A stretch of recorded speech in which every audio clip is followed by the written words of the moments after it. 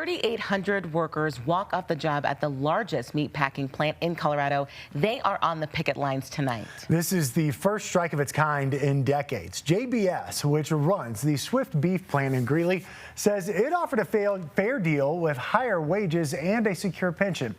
The union, UFCW Local 7, says an offer of 2% annual average increase wage when it comes to wages is not enough. It wants a bigger wage increase and safer working conditions. Your reporter in Northern Colorado, Dylan Thomas, is live outside the plant in Greeley for us tonight. And Dylan, the strike may be happening at the JBS facility in the far eastern side of town, but it's the neighborhood market where consumers may feel the impact the most. Yeah, with workers on strike as of this morning, CSU experts tell us it's only a matter of time before you and I are paying the price for this strike at the local market. While we are not expected to see a shortage of beef anytime soon, we should expect to see even more inflation added at the prices. Anytime there's a disruption in the supply chain, whether it's due to a strike at a packing plant, maybe transportation issues, weather, there are the risks of any price impacts. Which is why experts in food processing at Colorado State University say the strike at JBS may come at a cost to the consumer. I would say in the 10 to 20 cent range is probably fairly reasonable. But CSU's Jennifer Martin tells us it's hard to know exactly how much the price of beef will rise as the result of this strike. We're at the lowest number of cattle in the U.S. in the past several decades. We have oil prices that are increasing, lots of other things outside of the strike that are impacting the beef supply chain.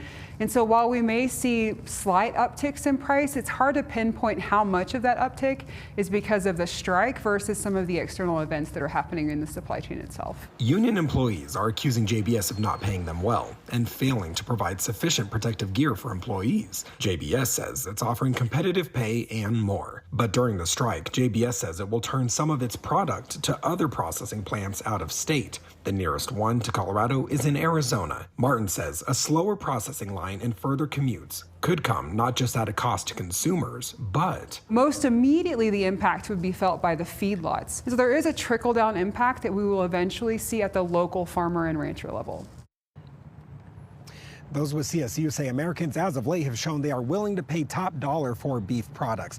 However, that means it is susceptible to the scale tipping over, meaning if the prices continue to increase with all these different types of inflation, including the strike, you never know if this could have impacts long term for those in the beef industry.